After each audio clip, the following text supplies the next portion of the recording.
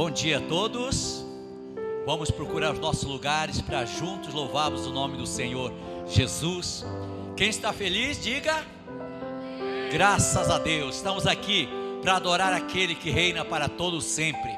Vamos então ler o Salmo 23.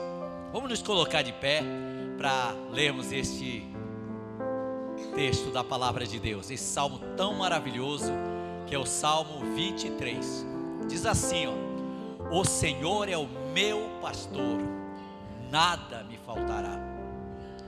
Deitar-me faz em verdes pastos, guia-me mansamente pelas águas tranquilas, refrigera a minha alma. Guia-me pela vereda da justiça, por amor do seu nome. Ainda que eu andasse pelo vale da sombra da morte, não temeria mal algum, porque tu estás comigo. A tua vara e o teu cajado me consolam. Preparas uma mesa perante mim, na presença dos meus inimigos. Unges a minha cabeça com óleo, e o meu cálice transborda. Certamente que a bondade do Senhor me seguirão todos os dias da minha vida, e habitarei na casa do Senhor por longos dias. Vamos adorar o Senhor neste momento, que Ele é fiel, nunca falha.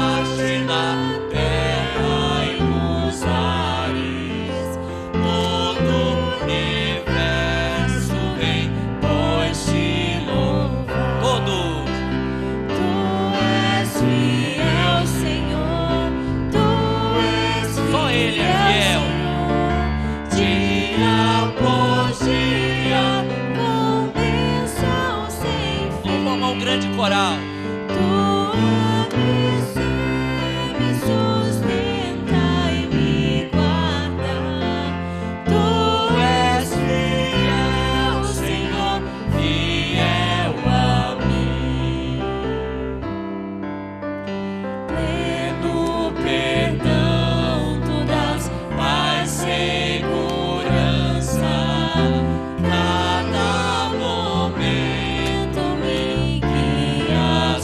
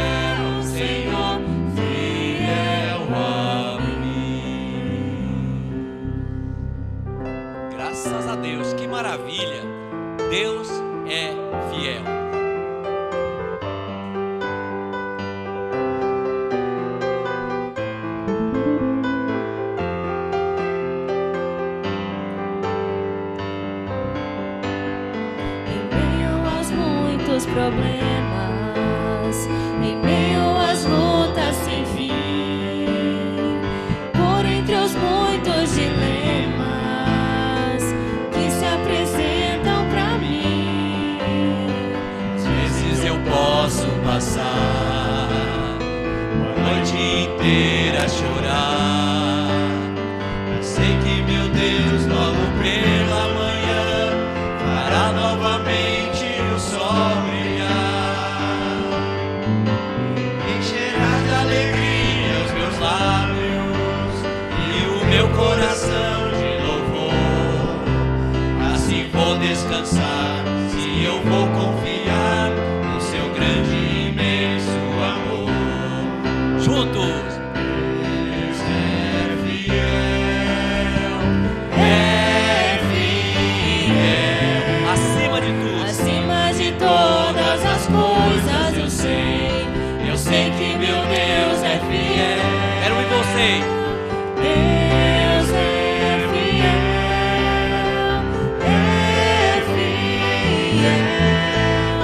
acima de todas as coisas eu sei que meu Deus é fiel.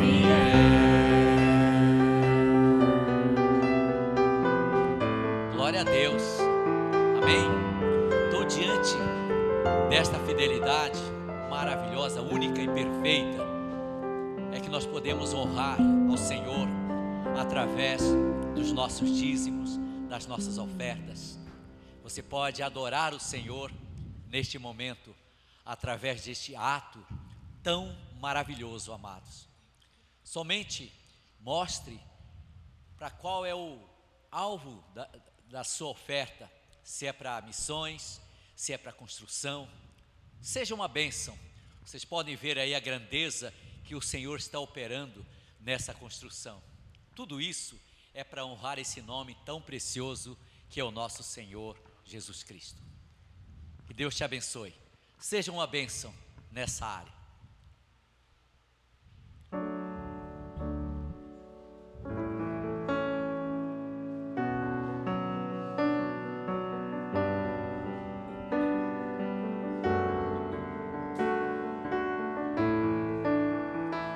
Faça desta música uma oferta da tua vida também.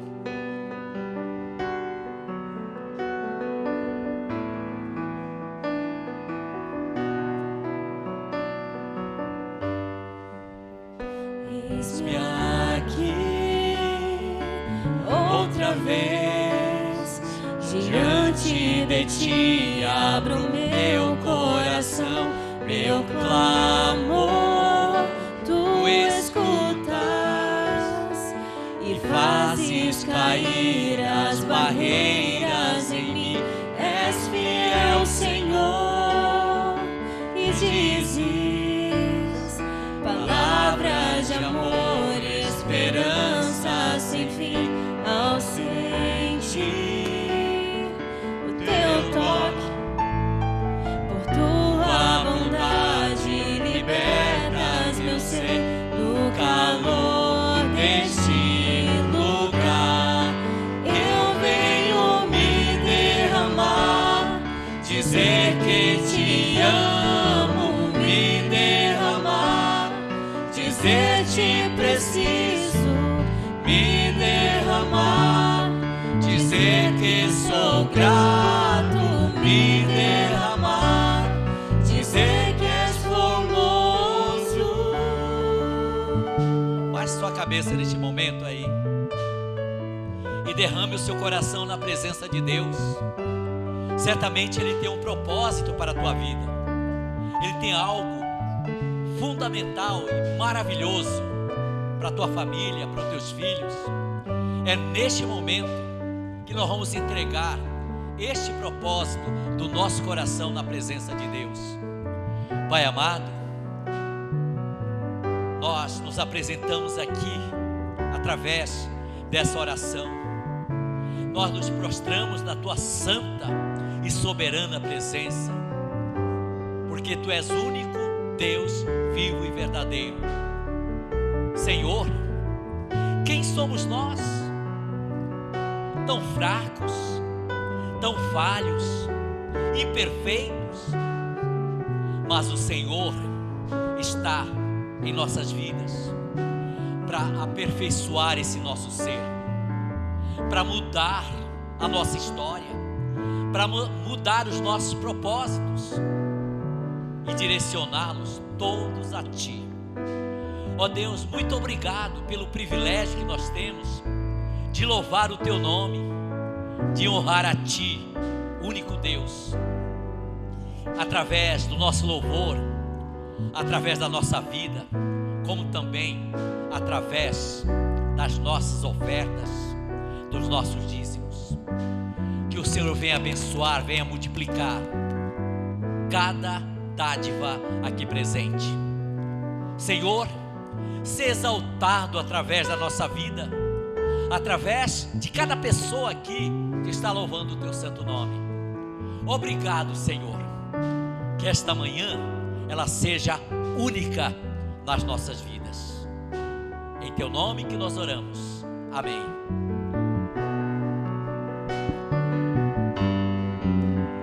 Eis-me aqui, Diga assim: outra vez, diante de Ti abro quero ouvir a voz de vocês. meu clamor, Tu escutas e fazes cair as barreiras em mim. És fiel, Senhor, e dizes Das palavras de ânimo, de motivação. sem fim ao sentir o Teu toque. Por Tua bondade libertas meu ser no calor deste lugar. Eu venho me derramar, dizer que Te amo, me derramar, dizer Te preciso, me derramar, dizer que sou grato, me derramar, dizer que és formoso, me derramar, dizer que Te Bem alto. amo, me derramar, dizer Te preciso, me derramar, dizer que sou grato, me derramar, dizer que és formoso. Amém. Aleluia. Glória a Deus.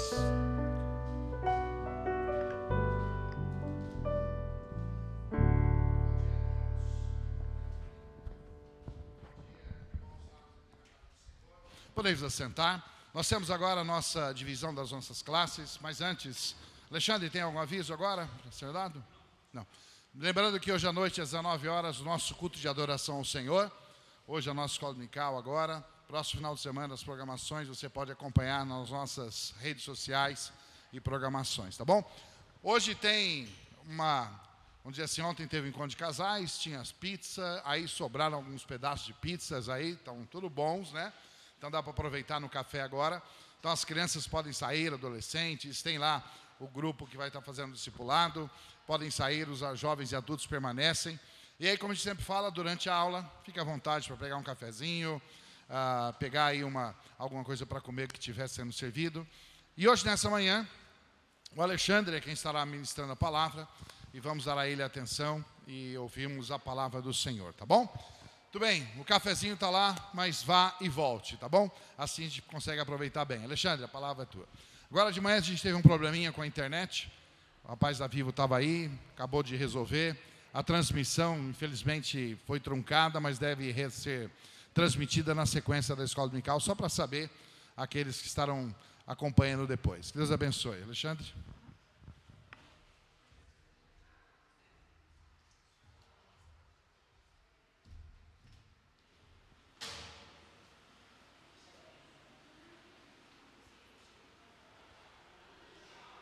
Tá funcionando o meu relógio. Vamos tentar fazer um negócio chique hoje. Ô, irmãos, vamos chegar mais pertinho aqui. Tá muito meio espalhado. Vamos tentar chegar um pouquinho mais próximo aqui. A gente fica mais junto na sala. A gente consegue conversar um pouco melhor. Peço gentilmente um pouquinho de água que eu esqueci de trazer.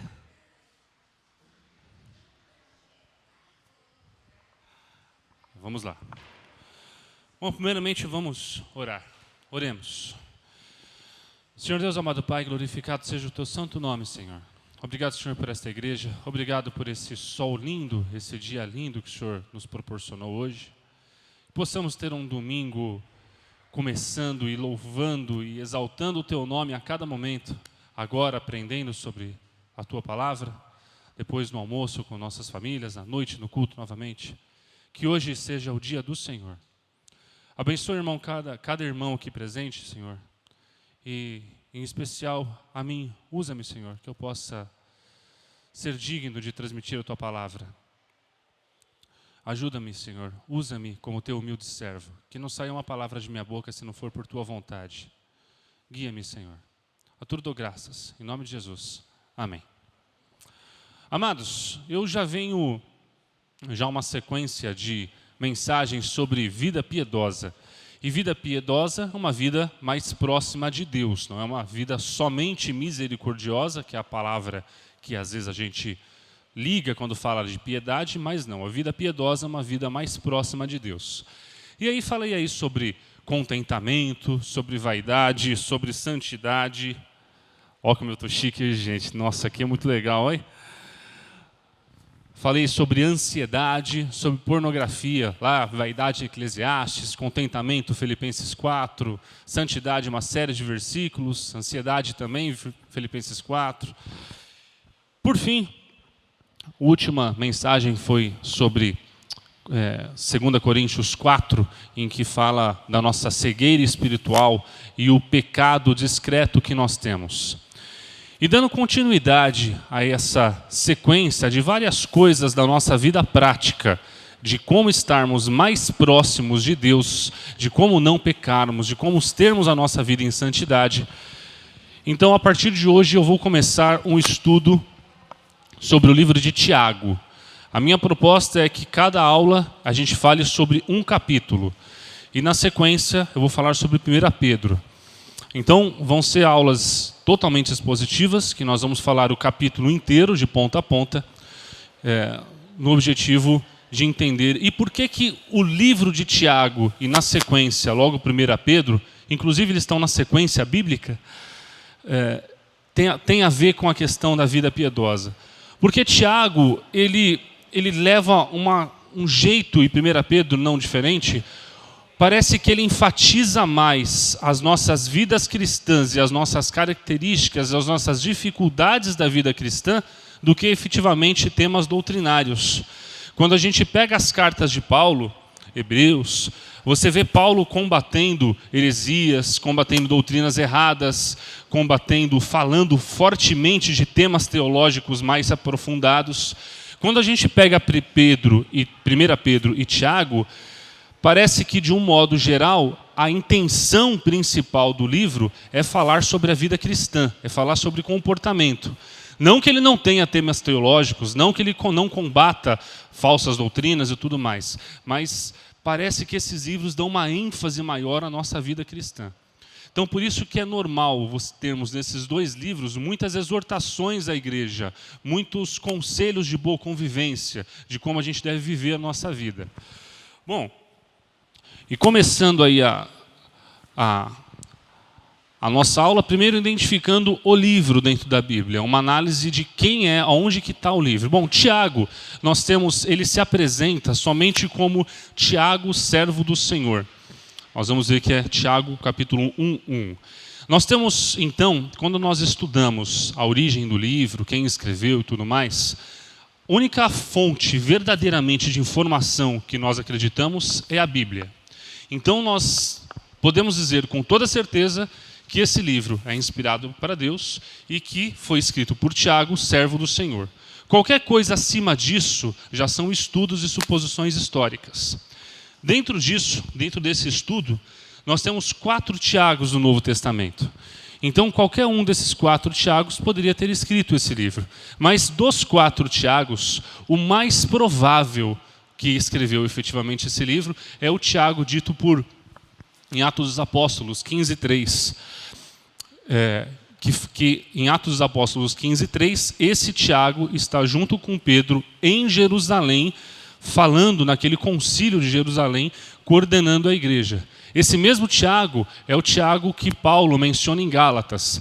Depois, passado 3 anos, fui a Jerusalém para ver Pedro e fiquei com ele 15 dias. E não via nenhum outro apóstolo senão a Tiago, irmão do Senhor. Irmão de sangue do Senhor Jesus por parte de Maria. Então, a maior probabilidade é que esse Tiago é o Tiago, irmão do Senhor.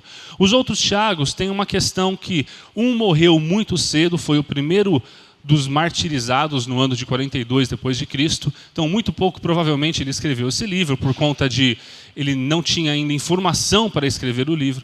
O livro de Tiago mostra e demonstra que já tem um certo conhecimento do início do cristianismo. Tiago vai tratar da vida cristã e de como deveria ser a vida cristã, mas já num estágio um pouquinho mais maduro. Então, esse livro provavelmente foi escrito lá na década de 60 depois de Cristo, entre 55 e 75 depois de Cristo. Então, por isso que Tiago, irmão do Senhor, é o Tiago narrado no Novo Testamento, que provavelmente é quem escreveu esse livro, o mesmo Tiago que lidera a igreja de Jerusalém após Pedro ter ido para Roma. Bom, a carta destina-se às 12 tribos da dispersão. E essas 12 tribos da dispersão são as tribos judaicas que estão fora da Judéia. E tem uma característica de que esses judeus eram judeus convertidos, provavelmente alguns gentios. E a característica é que os cristãos nessa época já sofriam perseguição do império. Então era normal que essas cartas eram escritas a pessoas que estavam se sentindo excluídas da sociedade e oprimidas. Excluídas porque agora eles não tinham mais uma religião aceita pelo governo. Os judeus eram aceitos pelos romanos. O cristianismo não. O cristianismo não era aceito pelos romanos. Então, poxa, quem que são esses caras? Quem eles estão adorando? Então eles eram um povo, os primeiros cristãos eram um povo muito perseguido, porque não tinha sua religião conhecida. E também oprimidos pelo próprio império, pelos próprios judeus, pelas outras religiões. Então ser cristão nos primeiros anos realmente era um grande desafio e uma grande bênção, naturalmente. Bom, sem mais delongas, o objetivo era dar um panorama geral de onde que esse livro foi escrito e para onde foi. Nós temos aí a divisão dos capítulos. O livro de Tiago é feito por 5 capítulos. Se nós fôssemos enxugar ao máximo em uma palavra o tema principal em cada um dos capítulos, nós temos aí no capítulo 1, provação e maturidade cristã. Capítulo 2, o cristianismo verdadeiro, as obras, como que a gente deve conviver. A convivência entre os irmãos, um com os outros. Depois, a visão e a vida cristã, com temas um pouco mais a fundo, a questão de riquezas e tudo mais. E no capítulo 5, as exortações finais da nossa convivência. Bom, agora abra sua Bíblia aí, quem quiser está aí na tela. Ficou um pouquinho pequeno, mas acho que dá para ler. Vamos ler o capítulo inteiro, os 27 versículos, e depois nós vamos analisando um a um. Tiago, capítulo 1, versículo 1.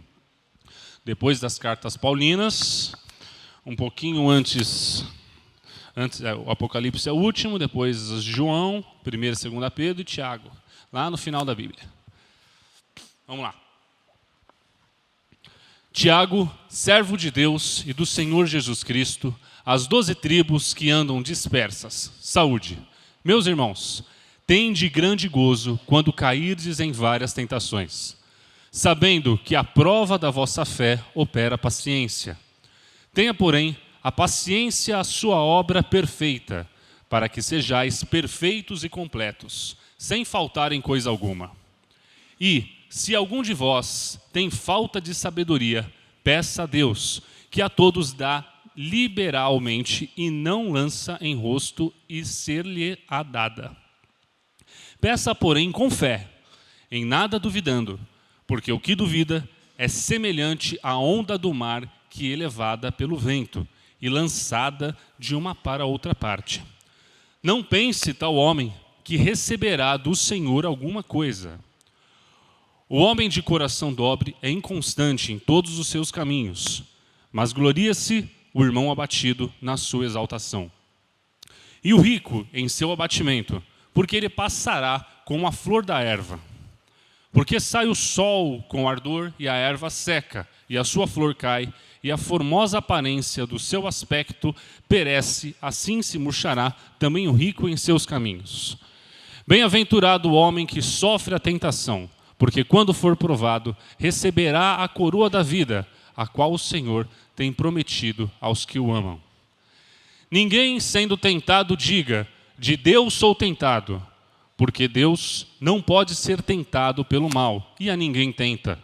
Mas cada um é tentado quando atraído e engodado pela sua própria concupiscência.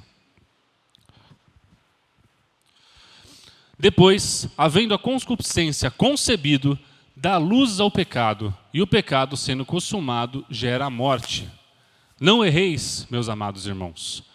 Toda boa dádiva e todo dom perfeito vem do alto, descendo do Pai das luzes, em quem não há mudança nem sombra de variação. Segundo a sua vontade, ele nos gerou pela palavra da verdade, para que fôssemos como primícias das suas criaturas. Portanto, meus amados irmãos, todo homem seja pronto para ouvir, tardio para falar, tardio para se irar, porque a ira do homem não opera a justiça de Deus. Por isso, rejeitando toda a imundícia e superfluidade de malícia, recebei com mansidão a palavra em vós enxertada, a qual pode salvar as vossas almas. E sede cumpridores da palavra, e não somente ouvintes, enganando-vos a vós mesmos. Porque se alguém é ouvinte da palavra e não cumpridor, é semelhante ao homem que contempla ao espelho o seu rosto natural. Porque se contempla a si mesmo, e vai-se, e logo se esquece de como era. Aquele, porém, que atenta bem para a lei perfeita da liberdade, e nisso persevera, não sendo ouvinte esquecidiço, mas fazedor da obra, este tal será bem-aventurado no seu feito. Se alguém entre vós cuida ser religioso e não refreia sua língua, antes engana o seu coração. A religião desse é vã. A religião pura e imaculada para com Deus e Pai é esta: visitar os órfãos e as viúvas nas tribulações e guardar-se da corrupção do mundo. Vamos orar. Senhor Deus, amado Pai, obrigado por esta palavra. Obrigado por esta palavra que tanto nos ensina, tanto nos edifica. Sua palavra clara. Nos dê capacidade, Senhor, para entendermos cada versículo em sua profundidade. Cada detalhe de sua palavra em sua maior profundidade e que possamos aplicar isso em nossas vidas, Senhor.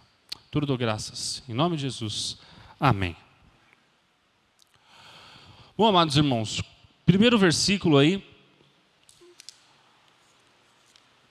Tiago se apresenta como servo do Senhor e fala que é para as 12 tribos que falamos há pouco. Na sequência, os versículos 2 e 3, ele já começa assim: Meus irmãos, tende grande gozo quando cairdes em várias tentações, sabendo que a prova da vossa fé opera a paciência. E aí,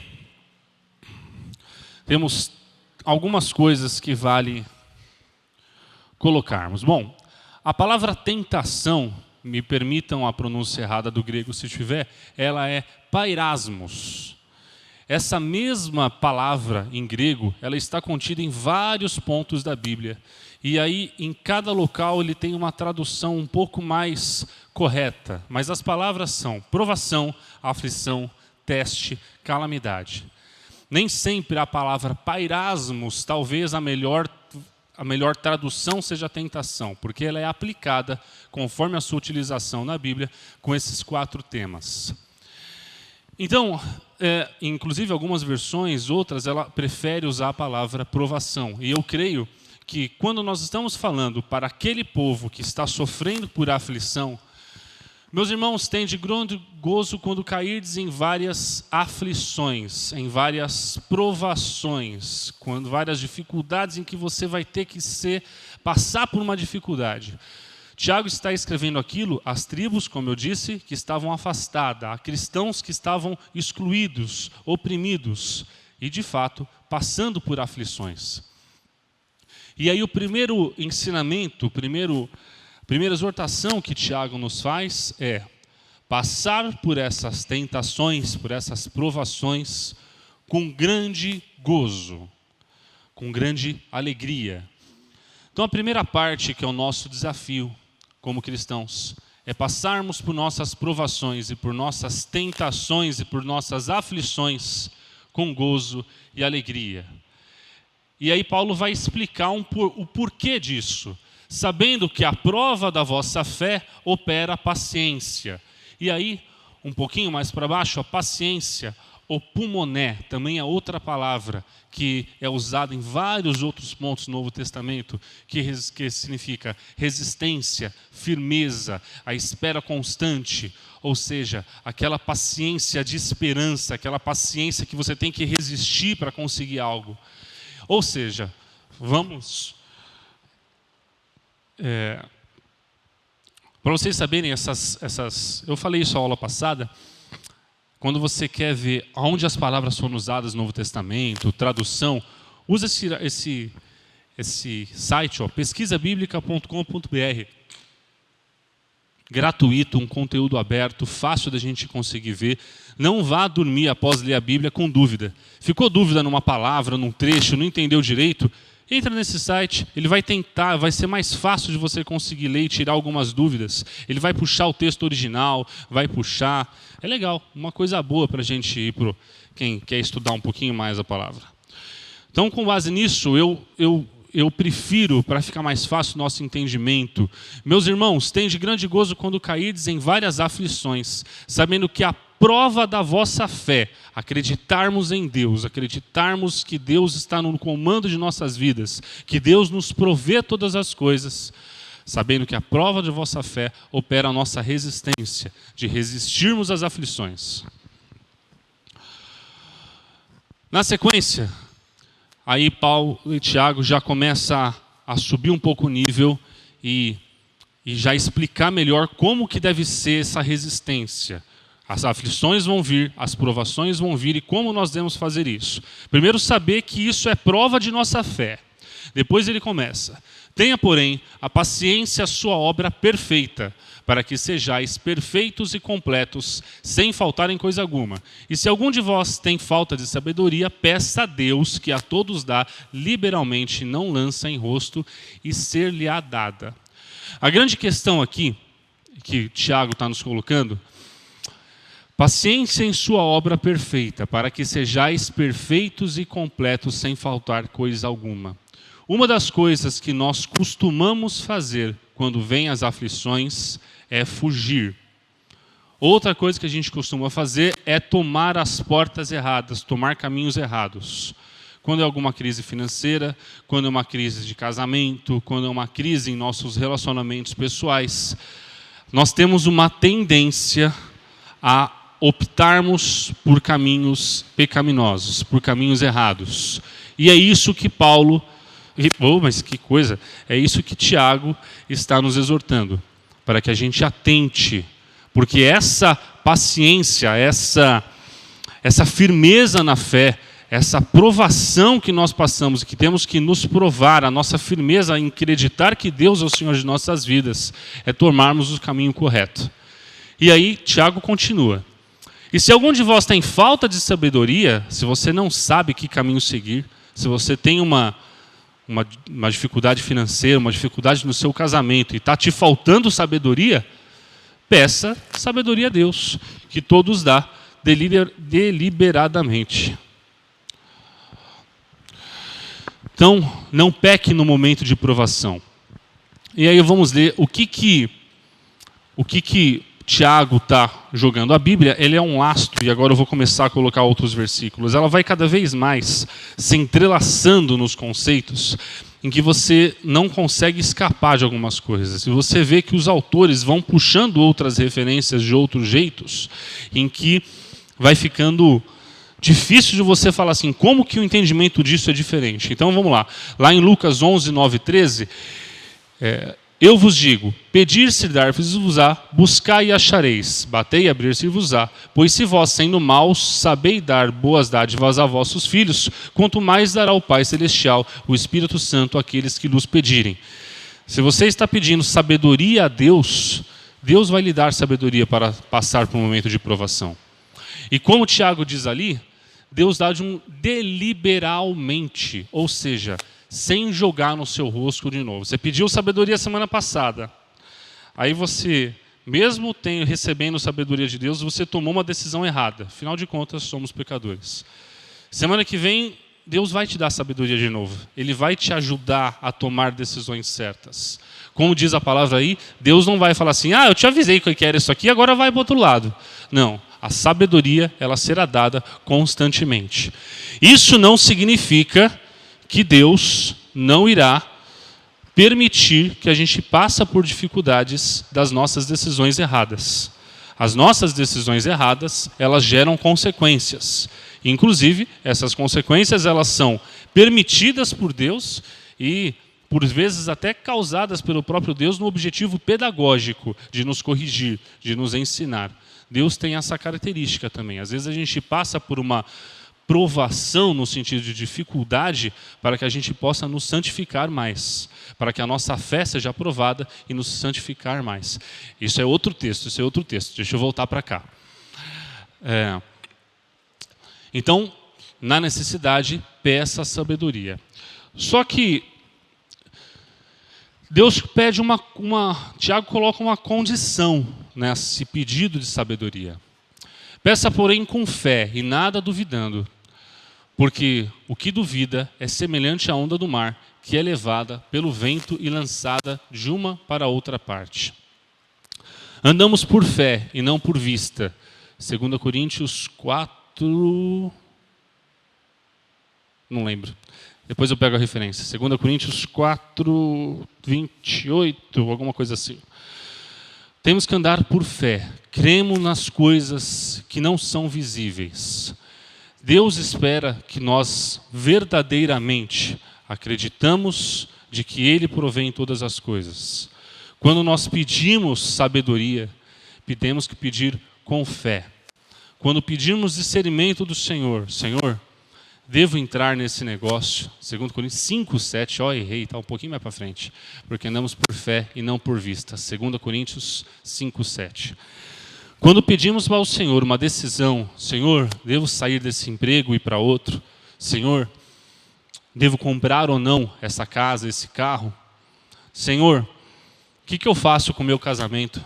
O que eu faço com essa coisa errada que está acontecendo com a gente? Eu não sei como conduzir a minha casa. Quando pedimos sabedoria ao Senhor, para saber, às vezes, que conta pagar em casa, a gente deve pedir com fé, sabendo que Deus vai nos dar o direcionamento. E, às vezes, essa resposta, a gente precisa entender, isso a gente já falou aqui várias vezes. A resposta de Deus, primeiramente, é pela palavra. Os conceitos bíblicos de como você deve seguir a sua vida está contido na palavra. Deus jamais vai responder uma coisa diferente do que está na palavra de Deus. Deus, em casos muito raros, a resposta vai ser abandone sua esposa. Existem alguns casos muito específicos, mas dificilmente vai ser essa resposta. Se você está achando que tem paz no seu coração, que o seu casamento está difícil, vocês só andam discutindo muito, e a paz no seu coração é divorciar-se, tem alguma coisa errada no seu coração, porque não é o que diz a palavra de Deus. Se você achou paz no seu coração, que sabotar alguém, que tomar um caminho errado, uma decisão financeira, seja roubar ou seja usar de malícia, tem alguma coisa errada no seu coração, porque não é um princípio do caráter de Deus. Agora, se você não tem uma resposta clara direto na Bíblia, compre, não compre, troque de trabalho, não troque de trabalho, desde que essas decisões estejam dentro do guarda-chuva bíblico, a paz no coração é a resposta de Deus para o caminho que a gente deve seguir. E a sabedoria que está sendo colocada aí, a sabedoria que devemos pedir com fé, é essa sabedoria que vem do alto, é uma sabedoria de vida, de qual caminho tratar. É muito comum, às vezes, a gente ver pessoas aí, sábias intelectualmente, que aí tem faculdade, doutorado, pós-doutorado. Não estou falando de teologia, não. Estou falando de várias áreas da vida. Física, administração, medicina. E você vê aí doutores aí dizendo-se sábios, tornaram-se loucos. E pessoas que têm um conhecimento muito grande, mas têm uma grande falta de sabedoria. Essa sabedoria é a sabedoria que vem do alto. Essa sabedoria é a sabedoria que está na Bíblia. Continuando. Não pense tal homem que receberá do Senhor alguma coisa. Se você pede alguma coisa e realmente não acredita naquilo, não crê verdadeiramente que Deus vai dar aquilo, que Deus pode prover aquilo, que Deus é o Senhor de todas as coisas, não pense que você vai receber uma graça se você realmente não crê. Deus espera que nós cremos no que a gente pede. Se a gente não crê, não tem por que Deus nos dá. Essa sabedoria é a sabedoria que também foi pedida por Salomão. Salomão parece que já era sábio nessa época, né? O que Salomão pede? Sabedoria ao Senhor. Porque ele se achava pequeno para governar aquele povo daquele tamanho. E Deus deu muita sabedoria. E Salomão foi o homem mais sábio na face da terra. Sabendo que a sabedoria que vem do alto, a sabedoria que vem de Deus, é a verdadeira sabedoria que deve governar as nossas vidas. Isso tem vários versículos ali no livro de Provérbios, escrito por Salomão. E parou de andar aí. Dá um cliquezinho para mim. Obrigado.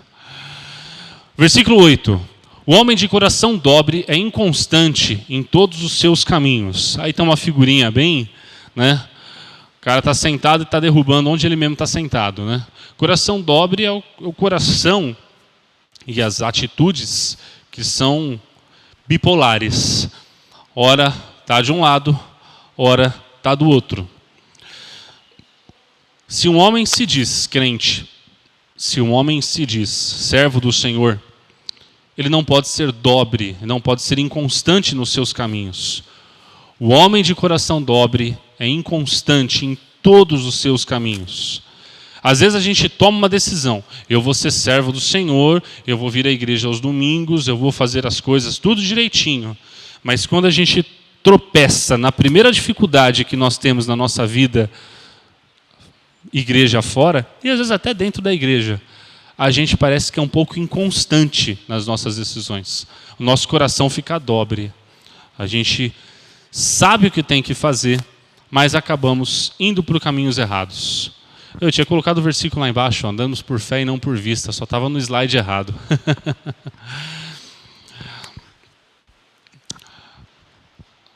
Travou de novo, passa para mim aí que agora acho que travou mesmo. Versículo 9. Mas glorie-se o irmão abatido na exaltação, e o rico em seu abatimento, porque ele passará como a flor da erva. Opa! Porque sai o sol com ardor e a erva seca, e a sua flor cai, e a formosa... Coloca o versículo inteiro aí, Bruno. Acho que no copia e cola aí deu ruim. 9 de 10 a 11. Tiago 1, 9 de 10 a 11. Faltou uma palavra aí. Mas glorie-se o irmão abatido na sua exaltação, e o rico em seu abatimento, porque ele passará com a flor da erva. E o 11, porque sai o sol com ardor e a erva seca, e a sua flor cai, e a formosa aparência do seu aspecto perece. Assim se murchará também o rico em seus caminhos. Então, irmãos, a questão que vai ser tratada aí, falando do rico, falando do abatimento, falando de provação, Tiago vai tratar um pouco melhor lá no capítulo 4, capítulo 5. Então ele vai ser um pouquinho mais específico. Eu vou tratar sobre esse assunto um pouco mais à frente.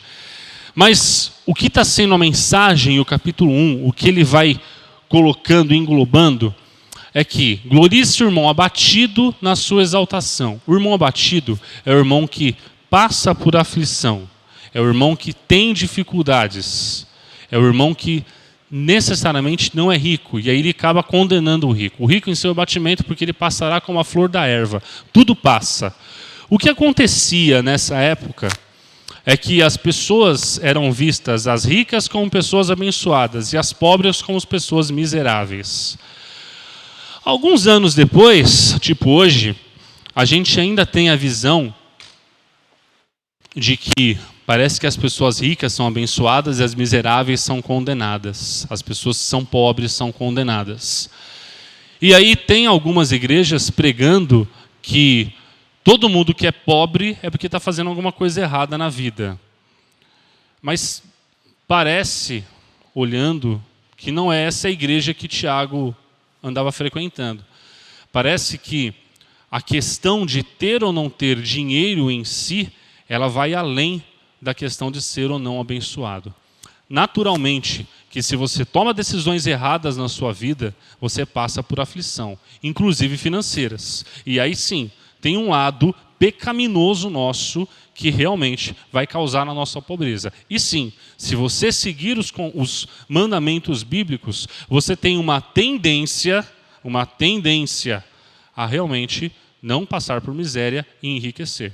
Mas isso não é uma promessa. Isso é algo que vai acontecer se Deus assim permitir. Mas o que está dizendo, o que o versículo diz e que a gente vê é que parece que a riqueza e a pobreza não é o que revela de fato se Deus abençoa ou não aquela pessoa. Glorie sua abatido em sua exaltação. Então, Deus está muito mais preocupado com o nosso coração, com a nossa santificação, com a nossa boa convivência entre irmãos, do que com as nossas riquezas. Porque, como diz o versículo, passará e a flor da erva, porque sai o sol com ardor e a erva seca e a flor cai. Caixão não tem gaveta, tudo passa, as riquezas passam. Ontem, no encontro de casais, foi sobre dinheiro e a questão de o que tem preço e o que tem valor. As coisas que têm valor não se compra, as coisas que têm preço acabam. E a gente tem uma tendência, às vezes, a dar valor às coisas que têm preço. E aí, Tiago exortando que não é assim que pensa o Senhor. Bem-aventurado o varão que sofre a tentação, porque quando for provado, receberá a coroa da vida, a qual o Senhor tem prometido aos que o amam. Então, a tentação, de novo, é a mesma palavra que a gente usou ali. Bem-aventurado o varão que sofre a aflição, que sofre a provação.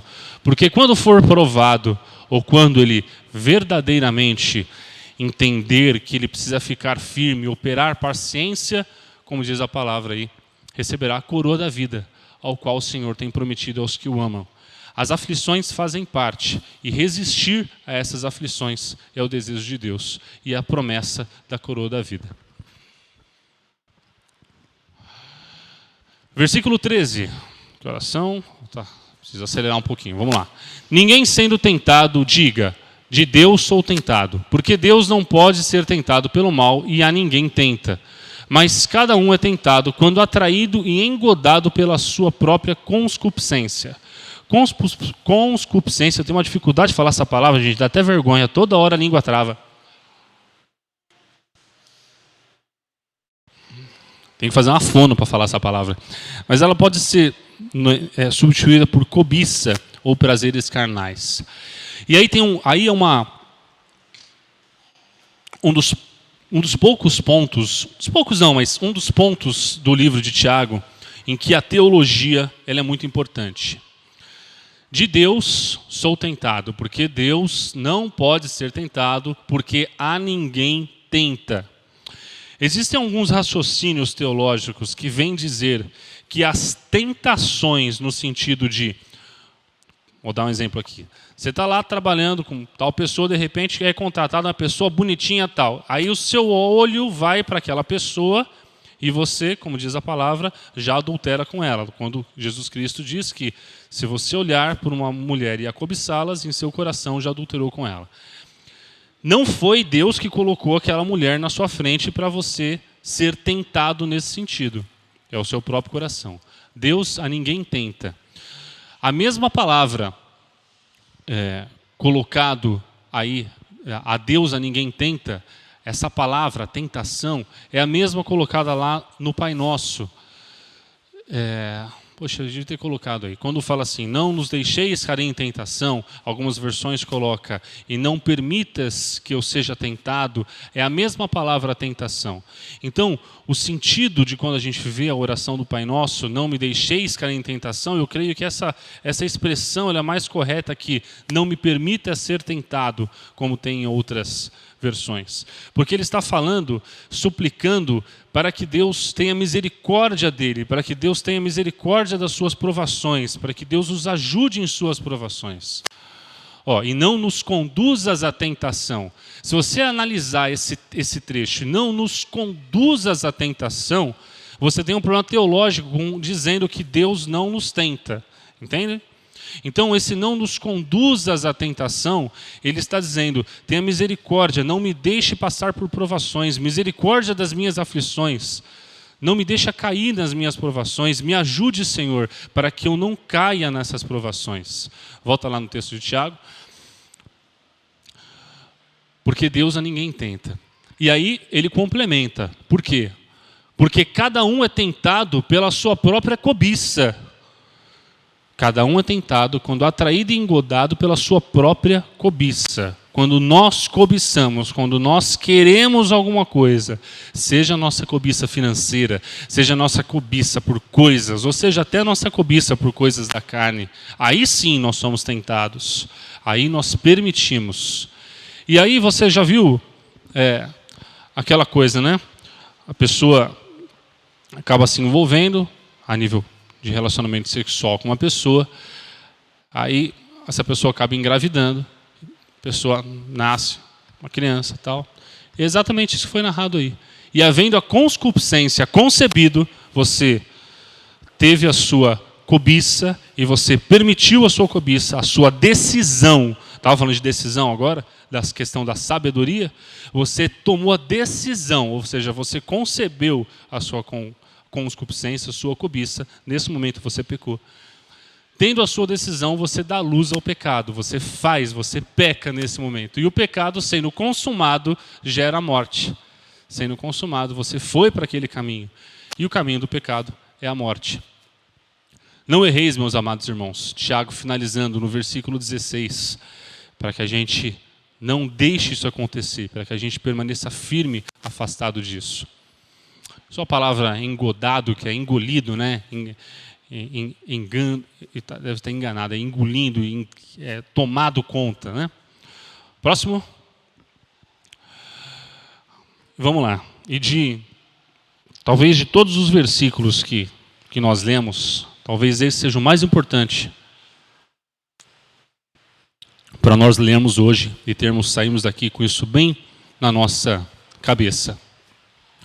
Toda boa dádiva e todo dom perfeito vem do alto, descendo do Pai das luzes, em quem não há mudança, nem sombra, nem variação. Deus não nos tenta, Ele é o Pai das luzes. As luzes que ele fez na analogia é luz de lumiares, é o sol, é as estrelas e tudo mais. E aí ele faz uma analogia aí que não há mudança, nem sombra, nem variação. A analogia é quanto ao sol, porque o sol nasce de um lado e a sombra vai mudando de lado. As estrelas, conforme a posição da Terra ao redor do sol, elas também vão mudando a posição que elas estão no céu. Não é vão mudando a posição, não. A gente enxerga de maneira diferente onde é que elas estão, dependendo do momento. Então, a comparação é não ter essa sombra de variação. Deus é o Pai das luzes, em que vem uma única luz, conforme está na visão aí. A cruz de Cristo sendo a nossa luz que nos guia, em que nós não somos tentados. Todo dom vem do alto, todo dom perfeito vem do alto do Pai das luzes, em que nós temos que ter certeza e a total convicção de que nenhum mal nessa terra vem do alto. Nenhuma coisa ruim, nenhum assassinato, nenhuma coisa vem do alto. Ela pode ser permitida por Deus, porque Deus nos dá o livre-arbítrio de tomar as decisões erradas, por isso que acontecem tantas atrocidades. Mas dizer que isso vem de Deus, que o mal vem de Deus, isso é um erro teológico muito grande. 18. Segundo a sua vontade, Ele nos gerou pela palavra da verdade, para que fôssemos como primícias de suas criaturas. Passa para mim mais um, meu relógio parou de funcionar. a premissa de sua criatura está fazendo uma analogia a 2 Coríntios 3,18. Mas todos nós, com o rosto descoberto, refletindo um espelho de glória em glória, como somos transformados de glória em glória, à mesma imagem, como pelo Espírito do Senhor. Então, nós temos uma série de dimensões, no Antigo e no Novo Testamento principalmente, de que nos assemelharmos a Deus, de ficarmos mais próximos a Deus, de ficarmos semelhantes a Deus. Uma série de versículos quando fala do novo homem, um homem renascido. Então, a vontade de Deus, como diz lá no versículo 18, Ele nos gerou pela palavra da verdade. Ele nos gerou com o objetivo de sermos santos, para que fôssemos como primícias, ou seja, a primeira parte, a parte mais nobre de suas criaturas. É do desejo de Deus que sejamos santos. Ele nos fez assim. Nós é que dá umas tropeçadinhas de vez em quando. Não? E cabe a nós, ao entendermos e sabermos e termos a convicção de que Deus nos molda e assumirmos um papel e uma vida cristã, como diz aí 2 Coríntios 3,18, refletindo como espelho a glória do Senhor, refletindo em nossos olhos, em nossas ações, a glória do Senhor, transformados de glória em glória. Esse versículo foi lido na última aula. De glória em glória, na mesma imagem como Espírito do Senhor.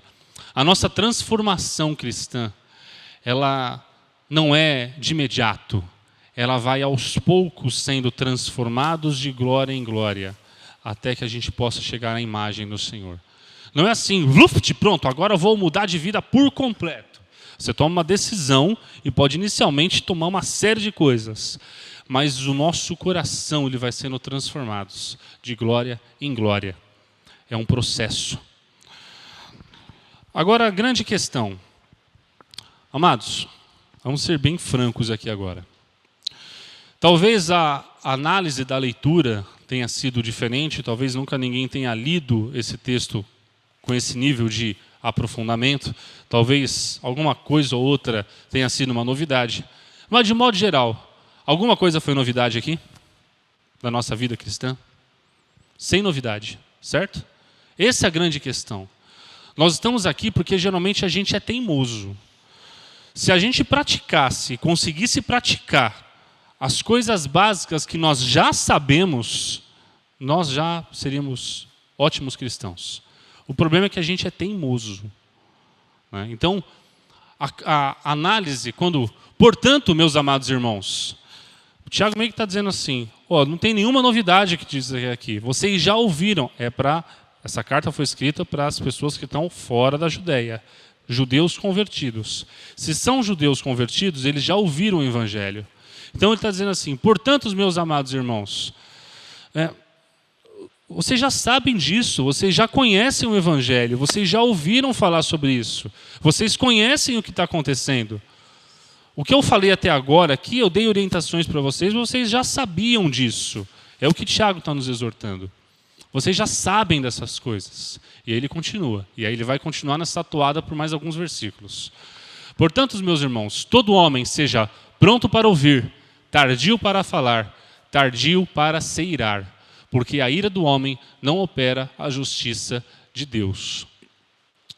Tiago vai tratar isso um pouco melhor no capítulo 5, em que ele vai falar do refrear da língua. Ixi, acho que é errado, não é o 5 não, é o 3. Vai falar do refrear da língua, que a língua ela pode trazer um fogo de iniquidade. Ele vai tratar melhor a questão da língua e fazer algumas analogias legais no capítulo 3. Mas o que tá sendo colocado aí, a analogia que eu queria colocar lá em Efésios 4:26, está aí na tela. Irai-vos e não pequeis, não se ponha o sol sobre a vossa ira. E aí Tiago, dito por Paulo, e aí Tiago dizendo, portanto, seja pronto para ouvir, tardio para falar, tardio para se irar. Aí quando você pega esse texto, tardio para se irar, e pega, irai-vos e não pequeis, não se põe o sol sobre a vossa ira. Somado a Gálatas 5:22, mas o fruto do Espírito é amor, gozo, paz, longanimidade, benignidade, bondade, fé, mansidão e temperança. Mansidão a ser calmo, manter a calma. Temperança é não ir para cima, enfim. A mansidão e temperança são duas palavras próximas ali. Olha que eu pego esses 3 versículos, agora é eu falando do Alexandre. Eu não posso me irar. Eu, Alexandre, não tenho capacidade de me irar sem pisar na linha de algum desses pontos. Porque quando eu me iro, eu vou falar alto. Poxa, vocês me conhecem. A minha expressão facial muda, né? Graças a Deus, pela glória de Deus, que fisicamente, quando fala de agressão, eu sou tranquilo. Eu viro uma moça quando fico bravo. Baixo minhas pãozinhas, tá tudo bem. Graças a Deus. Mas a palavra, a expressão muda, então eu não tenho essa capacidade. Alguns teólogos dizem que nós não temos capacidade de nos irar sem pecar. E aí, curiosamente, o versículo 20, ele chega perto de quase afirmar isso. A Bíblia não afirma isso, senão ela falaria de forma direta. Mas é muito próximo, quando a gente se ira, a gente pecar. Porque a ira do homem não opera a justiça de Deus. Quando a gente se ira é porque alguém ou pecou contra a gente, ou fez alguma coisa que a gente acha que nós fomos injustiçados. Aí você se ira porque não é justo fazer isso. E aí você está querendo fazer o quê? Operar a justiça de Deus. A sua ira, ela está querendo colocar a justiça de Deus. Isso não cabe a nós. Não cabe a nós fazermos a justiça. Como lá dizem Mateus 6, que não cabe a nós julgar. O julgo não é nosso. Então esse versículo é muito reflexivo em como a gente está vivendo a nossa vida cristã. E quando fala tardio para ouvir, tardio para falar, tardio para se levar, pronto para ouvir, né? Desculpa. Isso é muito reflexivo. Isso é uma coisa que nós temos, todos nós, que trabalharmos em oração e no nosso ser, no nosso íntimo, constantemente, para que a gente consiga ser pronto para ouvir, tardio para falar e principalmente tardio para se irar. Porque é bem complexo essa questão. Dificilmente a gente vai conseguir se irar sem pecar.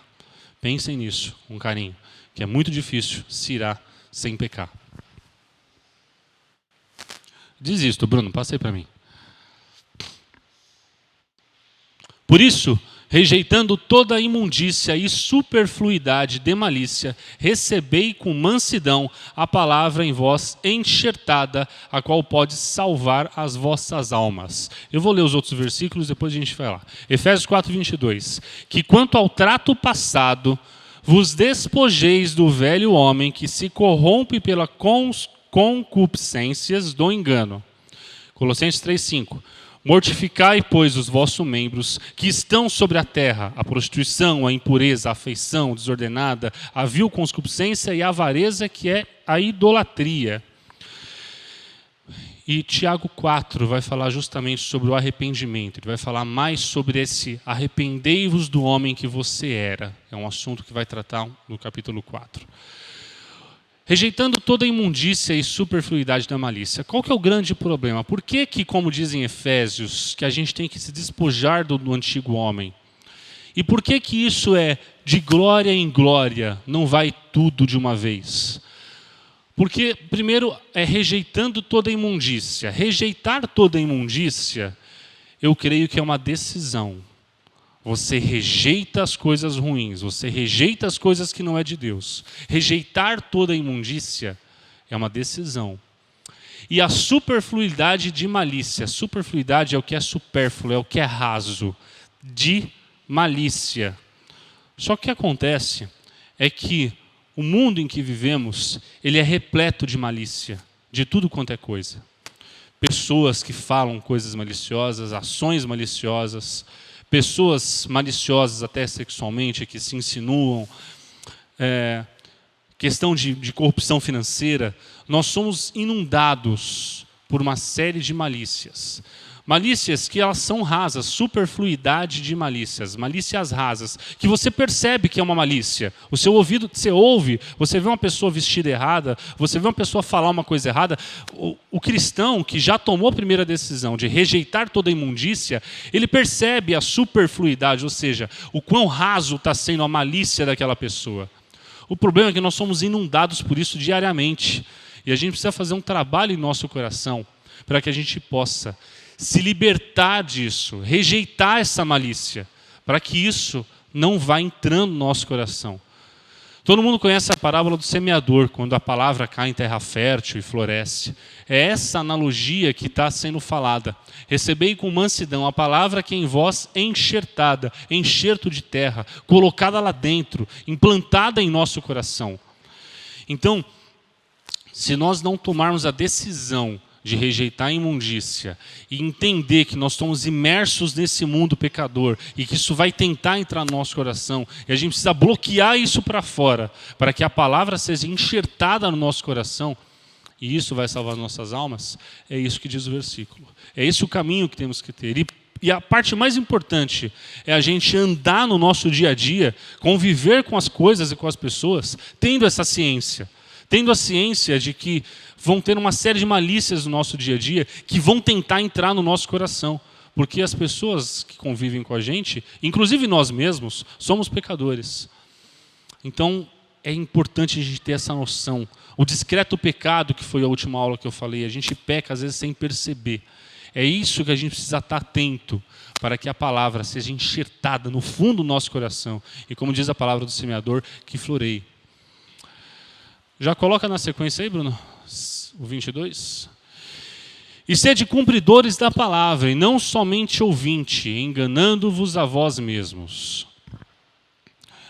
Tenho 4 minutos. É difícil mesmo, fazer um capítulo inteiro é muito conteúdo. E olha que eu dei uma... Sede cumpridores da palavra, e não somente ouvintes, enganando-vos a vós mesmos. Tem pessoas que têm a sua vida cristã por anos... 10, 20 anos, que vem aqui todo bonitinho, né? Vem e louva, tal, mas é somente um ouvinte, ele não tem a prática cristã. E aí diz a palavra que está enganando a ele mesmo. Cara, você pensa que está enganando quem se você não toma uma decisão de ser diferente, de realmente tirar a malícia do coração? É só você mesmo. Se você não toma as decisões de ter uma vida diferente, como diz a palavra, você não está enganando sua esposa, você não está enganando seus irmãos, você não está enganando seus amigos, você está enganando a você mesmo. Fora que você não está usufruindo da grande dádiva, da graça de Deus em sua vida. Se você não toma essa decisão de ser cumpridor da palavra, você não vai ser agraciado mais com a graça de Deus. Porque se alguém é ouvinte da palavra e não cumpridor, é semelhante ao homem que contempla o seu rosto natural, porque contempla a si mesmo e vai-se logo se esquece de como era. Qual que é a analogia que ele está fazendo aqui? Cheguei lá no espelho de manhã, barba toda bagunçada, cabelo pulado, olho remelento, dente sujo, aí você olha. Porque alguém que é ouvinte e não cumpridor é semelhante ao homem que contempla o seu rosto natural, como nós somos naturalmente.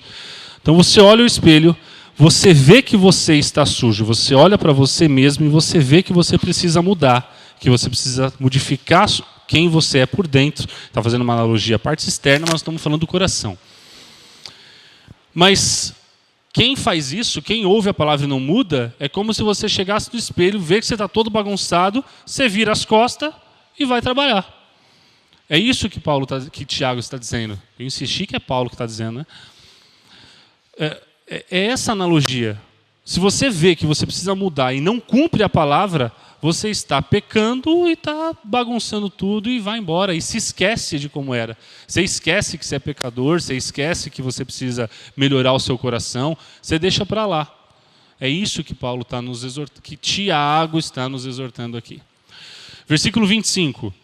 Aquele, porém, que atenta bem para a lei perfeita da liberdade e nisso persevera, não sendo ouvinte, esquece disso, mas se alguém não sendo ouvinte, esquece disso, mas fazedor da obra, este tal será bem-aventurado no seu feito. Então, Tiago declarando que sede cumpridores da palavra, a lei perfeita, perseverantes, não esquece, fazedor da obra, que vai falar sobre atitudes cristãs, como devemos fazer as coisas, lá no capítulo 3 de Tiago.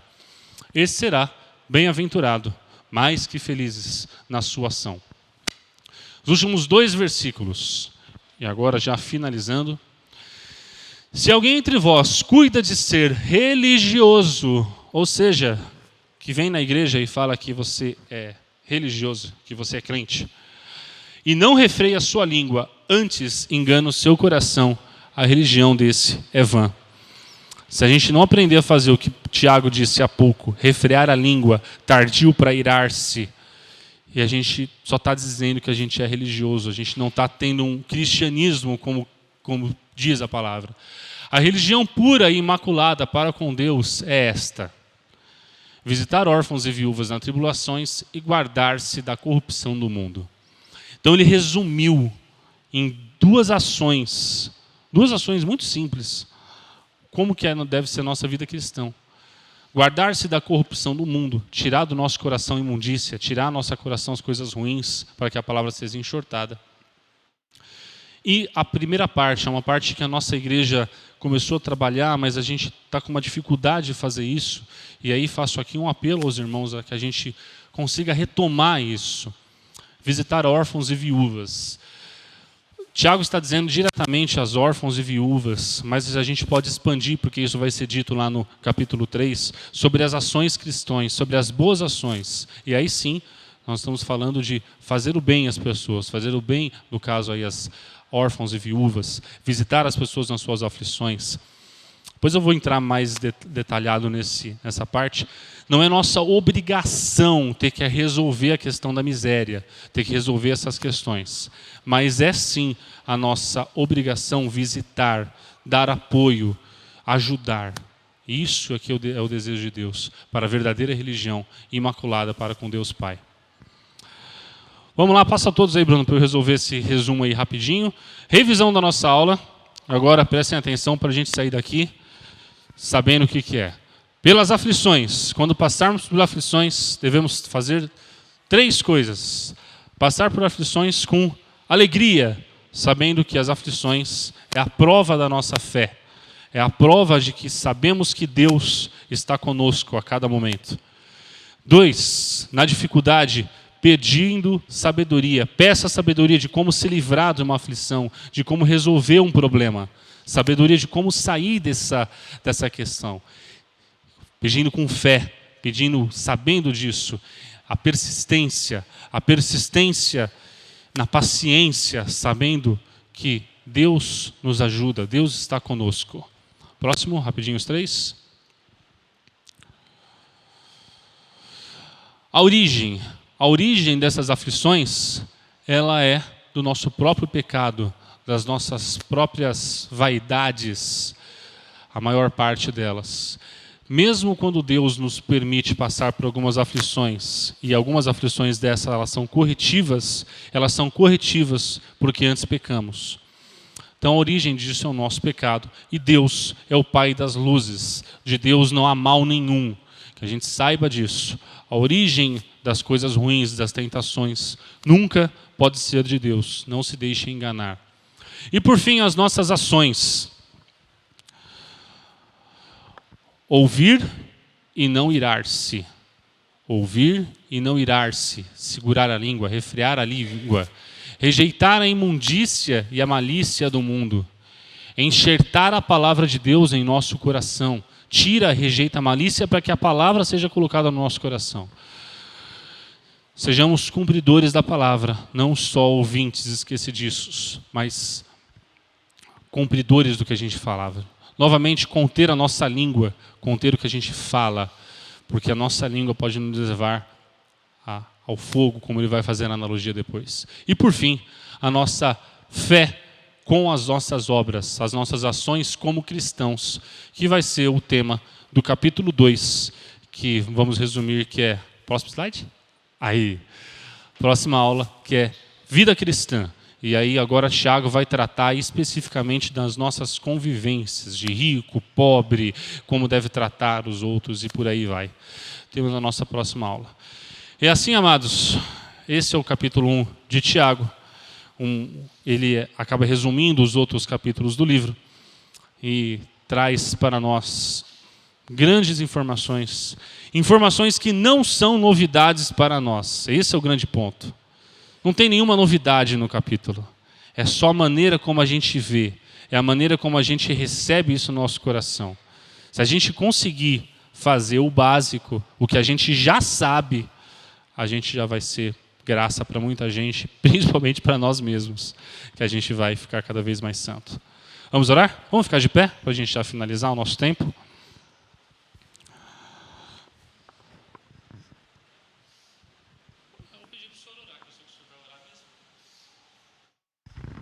Muito bem, Alexandre. Antes da gente orar, agradecemos a todos que estão conosco, aqueles que vão nos assistir pela internet depois, já que com a Vivo teve um problema, vai ser transmitido o culto depois. Lembrando que hoje à noite, às 19 horas, estaremos aqui para adorar ao Senhor. Venha, participe. E na saída tem um cafezinho ali. Vamos orar. Senhor, obrigado pela Tua palavra, que ela possa fazer sentido em nossos corações e transformar-nos dia após dia, de glória em glória, até nos parecemos com o Senhor Jesus. Eu peço a Tua bênção sobre a vida do Alexandre, as nossas vidas. Abençoa essa igreja, todas as programações, o culto da noite. E que em tudo, ó Deus, o Senhor seja glorificado. Nós Te louvamos e Te agradecemos por tudo.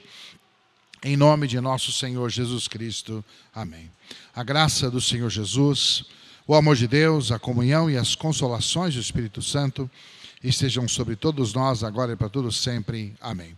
Que Deus abençoe a todos. O culto está encerrado e até a noite, se Deus permitir.